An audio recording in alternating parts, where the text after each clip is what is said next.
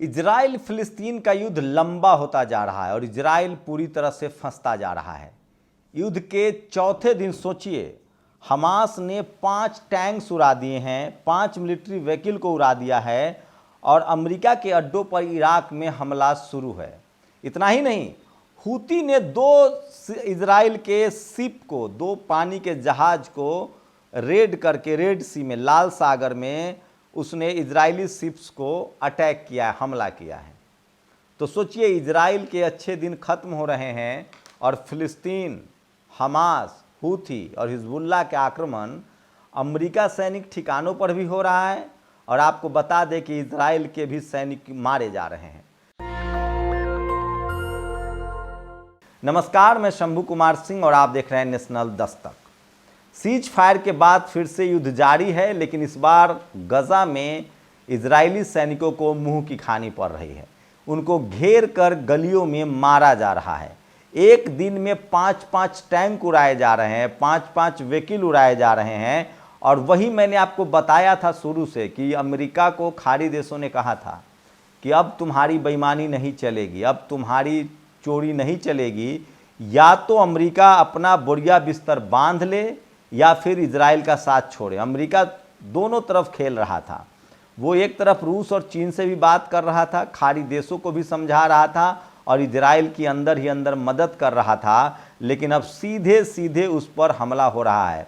तो सबसे ज़्यादा अमेरिका के जो सैनिक अड्डे हैं वो इराक में हैं और वहाँ सीधे सीधे हमला हो रहा है। वहीं सोचिए किस तरह से 4 तारीख को गजा बार धमाके की शुरुआत हुई थी। हमास और फिलिस्तीन ने इजरायली सैन्य यूनिट में घुसपैठ करके आईडीएफ स्पिनर्स को मार गिराया। सोचिए, इजरायली फौज को मारने के बाद वो उनका हथियार भी लूटते हैं, उनका कपड़ा पहनते हैं और फिर उनके यूनिट में घुसपैठ करके स्नाइपर्स को मार गिराया है।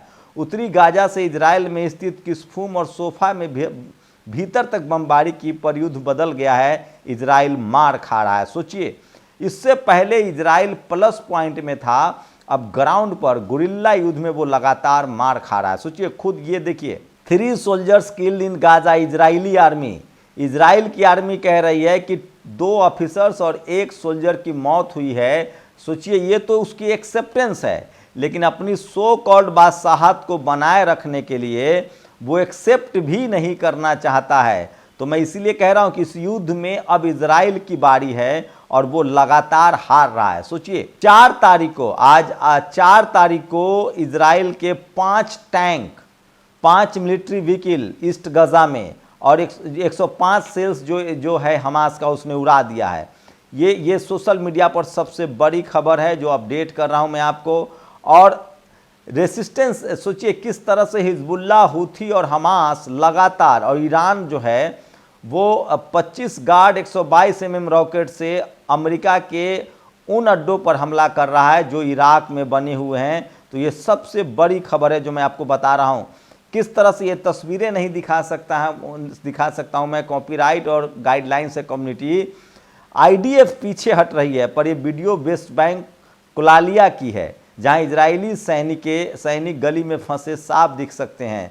हमास और फिलिस्तीन लगातार उनको गलियों में घेर कर मार रहा है। वहीं मिडिल ईस्ट, अमेरिका बेस पर लगातार बमबारी कर रहे हैं।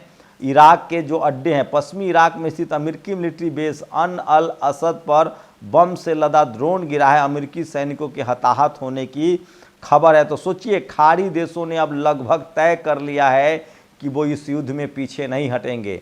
और अमेरिका को जो कहा गया था कि या तो अपने इजराइल की मदद बंद करो या अपना बोरिया बिस्तर समेटो, अमेरिका दोनों तरफ से खेल रहा था।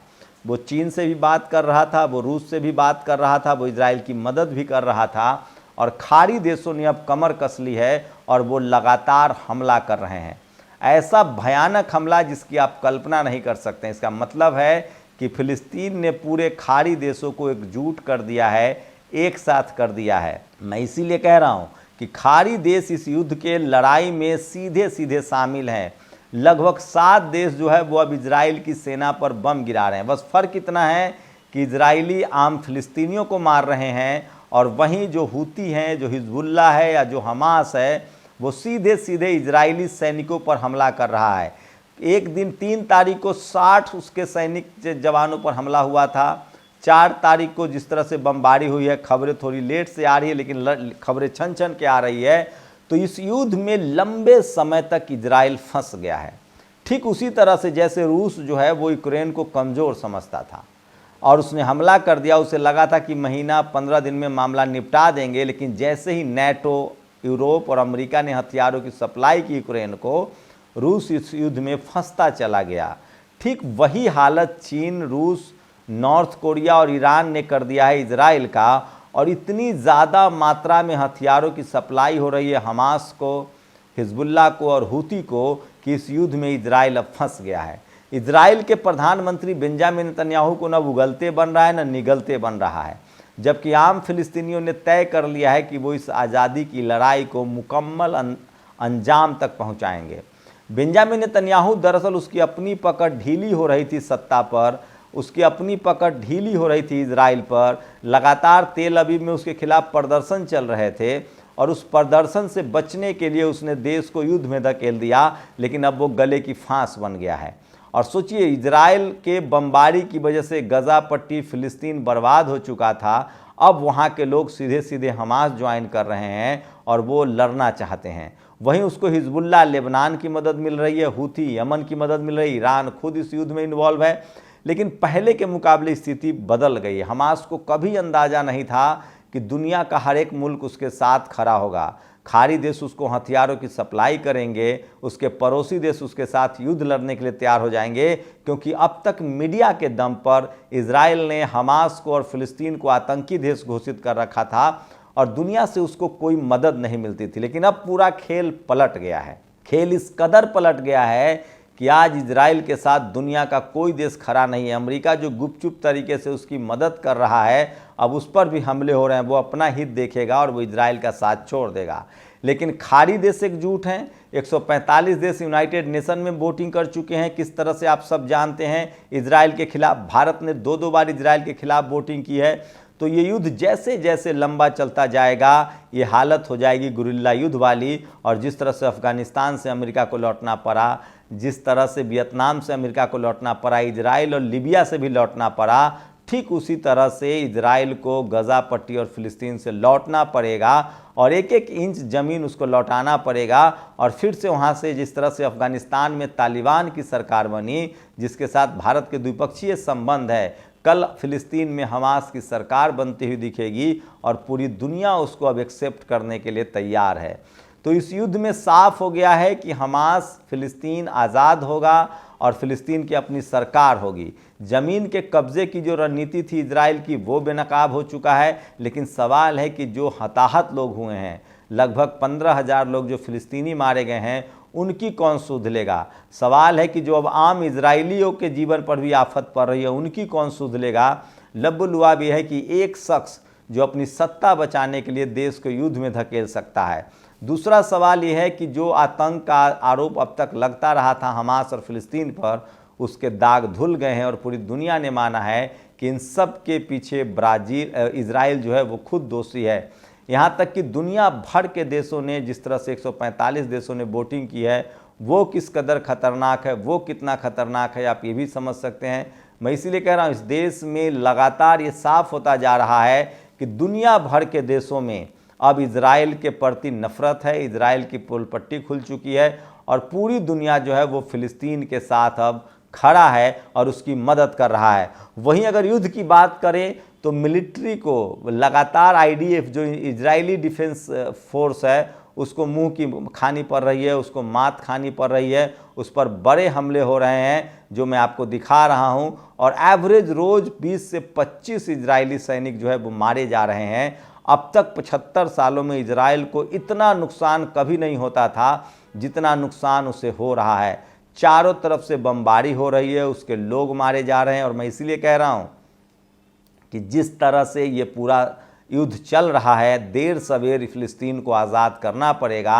हमास और फिलिस्तीन से अभी इजराइल युद्ध जीत नहीं सकता है, क्योंकि हमास अब अकेले नहीं है, उसके साथ हिजबुल्लाह है, हूती है, ईरान है, जॉर्डन है, सीरिया है, तमाम देश है। इसलिए अपने आप को सबसे मजबूत देश कहने वाला इजराइल इस युद्ध में फंस चुका है और इसकी वजह है बेंजामिन नेतन्याहू की कुर्सी। देर सवेर ये युद्ध तो खत्म होगा, लेकिन तब तक इजराइल उस हालत में पहुंच जाएगा जिसकी किसी ने कल्पना नहीं की होगी, और देर सवेर इंटरनेशनल फोरम पर उसको अपनी हार भी माननी पड़ेगी। और अमेरिका जिस तरह से अफ़गानिस्तान खाली करके गया, इजराइल को जो है फ़िलिस्तीन खाली करना पड़ेगा, और फ़िलिस्तीनियों को ये पता है। तो अब फ़िलिस्तीन हारेगा नहीं, हमास हार नहीं पाएगा, इजराइल जीत नहीं पाएगा। हमास की जो बर्बादी हुई है, फ़िलिस्तीन जो बर्बाद हुआ है, अब उतनी बर्बादी इजराइल की भी लिखिए। जब तक युद्ध चलता रहेगा अब इजराइल की बर्बादी तय है, क्योंकि हमास के पास अब खोने के लिए कुछ नहीं है, और हर फ़िलिस्तीनी अब इस आँख में सपना है कि वो एक आज़ाद मुल्क होगा। तो 4 तारीख की अपडेट ये है कि किस तरह से जवान मारे जा रहे हैं। 5 उसके सैनिक मारे गए हैं, 5 रॉकेट उड़ाए गए हैं, 5 उसके टैंक उड़ाए गए हैं, 5 व्हीकल उड़ाए गए हैं। ये सबसे बड़ी खबर है जो अपडेट दे रहा हूँ रोज़ का। तो 4 तारीख के युद्ध में ये अपडेट है, बड़े अपडेट हैं। और सोचिए कि 7 दिनों की युद्धबंदी के बाद फिर से शुरू हुआ है, और हमास और मजबूत हुआ है और तैयारी के साथ लड़ रहा है, रिटेलिएट कर रहा है, क्योंकि उसको हथियारों की अब सप्लाई मिल रही है, और आम फ़िलिस्तीनी उसके साथ है, उसके पड़ोसी मुल्क साथ हैं। तो 4 तारीख को ही अब तक 5 से ज़्यादा उसके सैनिक मारे जा चुके हैं इजराइल के। 5 टैंक तबाह हुए हैं, 5 व्हीकल गाड़ी तबाह हुए हैं। और वहीं अमरीकी खाड़ी देशों में जो अमरीकी ठिकाने हैं, खासकर इराक में, उसको भी निशाना बनाया जा रहा है। तो खाड़ी देश एकजुट हो गए हैं, फ़िलिस्तीन के साथ पूरी दुनिया खड़ी है, और इजराइल धीरे धीरे इस युद्ध में गहरे फंसता जा रहा है, और अब उसकी बर्बादी भी शुरू हो गई है, और उसके जवान शहीद हो रहे हैं। ये वो तमाम अपडेट थी जो 4 तारीख का जो मैं आपको पहुंचा रहा था। आप लोग अपनी प्रतिक्रिया जरूर दीजिए। शुक्रिया।